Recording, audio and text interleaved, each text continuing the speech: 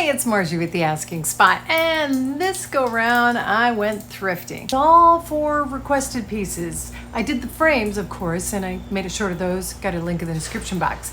But if you remember a while back, I did a steampunk jewelry box or cabinet. Well, I got rave reviews from somebody who wanted me to do it the same kind of action to a jewelry box, but a smaller, version, more manageable. They were also looking for a box to put remote controls in that wouldn't look necessarily like just a box. What? As luck would have it, at the thrift store, I found this beautiful piece, and it was perfect for them. So all I had to do was clean it and send it on its way. But the other one, that's where I went ahead and had some fun with some steampunk. Now, my original jewelry cabinet that I did with steampunk was more of a copper leaning that had that patina. This one, it has a little bit of copper, but I wanted it to be more like a, sort of a hammered metal, maybe a pewter kind of patina-ish. And that's what I'm going for. And here's how it went.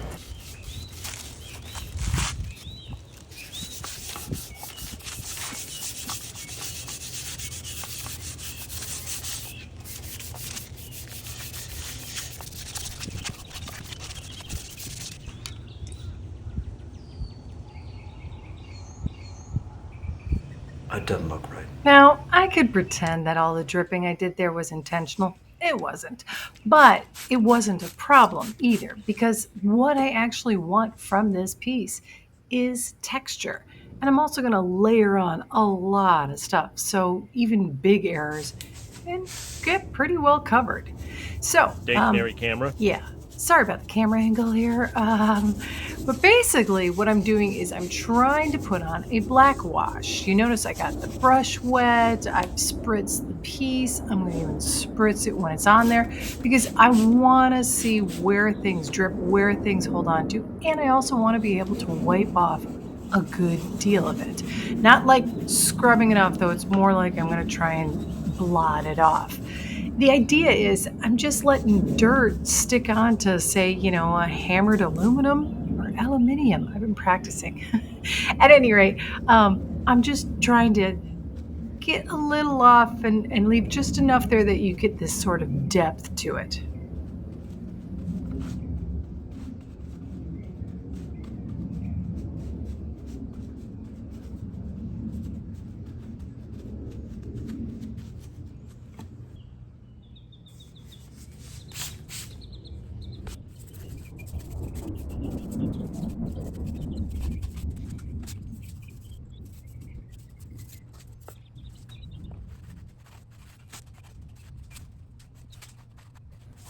Yay, air dry clay time. Got these molds off of Amazon. I will have a link in the description box below, as well as other products I use like this DOS clay.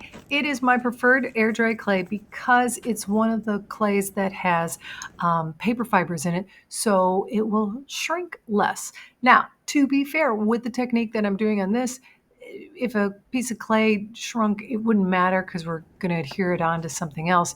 So I guess you could use pretty much any air dry clay you like. The big thing though is notice when I'm putting it in the mold, I am trying my best to make it so it has a flat surface on the back of it because it's going to go on to a flat surface. Another big tip on this is make sure you put these clay molds with the clay in them in the freezer. That way, you put them in the freezer for like 10 to 30 minutes. They're nowhere near dry, but you can pop them all out and then put another set in there. And that way you can make more in a shorter amount of time. But they're not dry. Maybe about 10 minutes later. What the freezing does is it allows them to become temporarily solid. So I can take them out of their molds without sort of bending or flexing or destroying any of the details that the molds offer. However, it doesn't stay this way. Now, real caution, after a little while, it gets like a little bit sweaty, and that's okay. Everything will work out. It's just in the drying process. Don't touch them. And then I put them back outside so that they can dry in the humidity, meaning nice and slowly.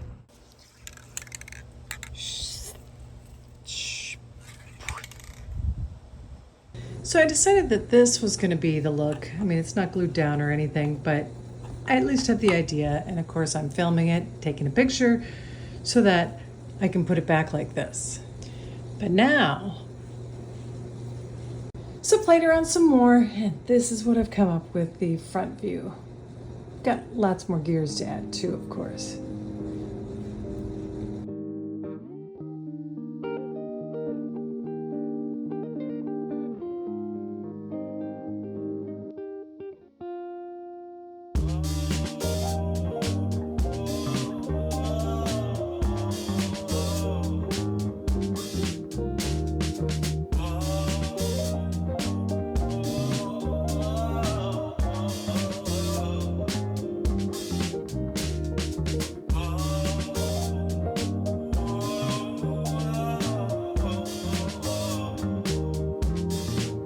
So just for fun, I went ahead and connected this pipe with this pipe by adding this piece of clay.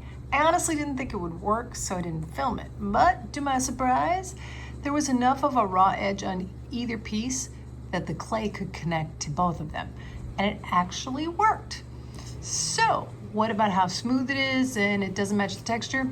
Well, that's where some paint techniques will come in handy. With my main inspiration piece, I ended up using some metal gears. I didn't use all of them, so I'm going to add these gears now to this.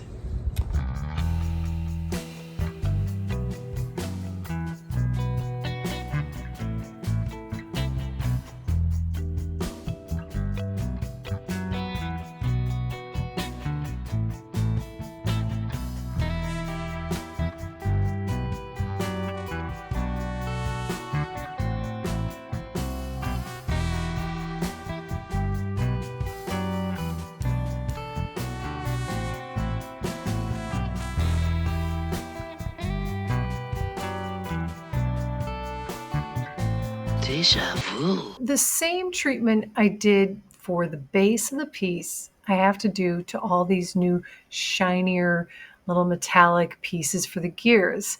I'm just basically trying to make them look a little bit dirtier, give them a little more depth, not so new. So I'm just running around and painting on the black paint and then blotting it off. It's just the watered down chalk paint. Now, I do go on to add some more patina to this piece. It's done though with the metallic paints I have. I'll have a link to those in my description box as well below. But it's real handy to have the different colors and metallics in it. Although for a rust effect, you could just use a burnt sienna or raw umber, one of the browns in there and rusty browns. That would also give you a bit of a rust patina. But right now, the black's for the grime, and here comes the patina in the places where I thought water might cause some extra rust, anything that, all these pipe openings. I'm trying to get those and just have sort of like a drip look on it so it can look like it's been worn particularly hard in those places.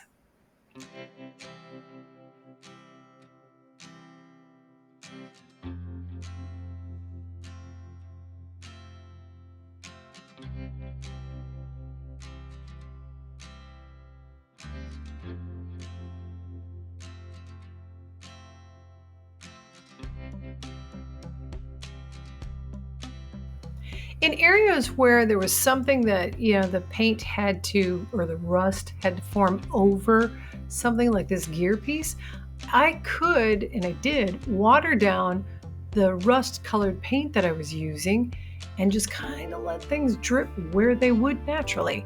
But then I had to come back with slightly drier paint or less liquid paint so that I could get a more detailed impression on that area.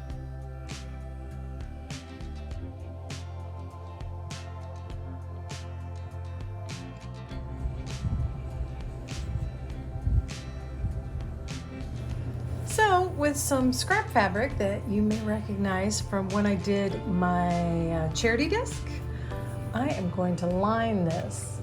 Now, they're only roughly cut to the right size because after they're in, using Mod Podge, it becomes really easy to just slice these excess off.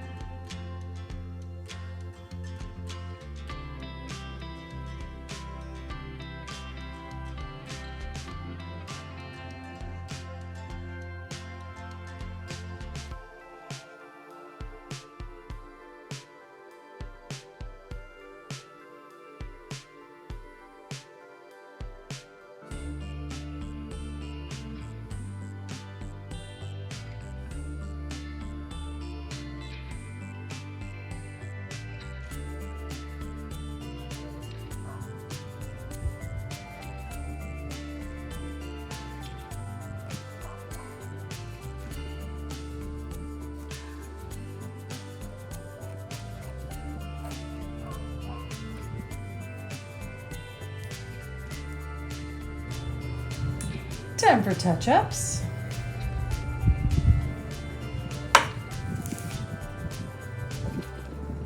In addition to these little touch-ups being relatively easy to do, you can also, if you wanted to get some of the loose threads off, I'm pulling it here, but you can go with the classic using a lighter and get those threads off.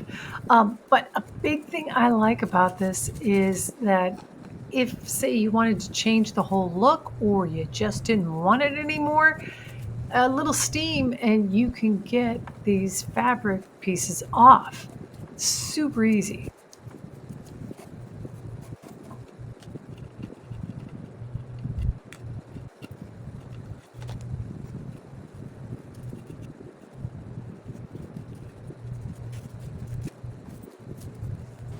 Before we get to the final results, I want to give you a heads up. If you want to subscribe, I am going to be hosting on July 20th. It is a patio furniture challenge. And considering the grief I've already been having with these pieces, I might be the first person to host a challenge that doesn't have a completed piece in it. Not so good. Yeah. But that aside, let's go back to where we started. And if you could, a thumbs up, because here is the final results. I had a lot of fun with this one, and it's a great project for when the weather is miserable, because pretty much everything I did with it I could do indoors. I also just like how it turned out trying to go with a more pewter look. Now, the first time I did this, I went for more of a copper and brass look. Does steampunk have to have one or the other, or does it have to have all of them, or I don't know? What do you think? Love to hear from you. Thanks so much for watching The Asking Spot.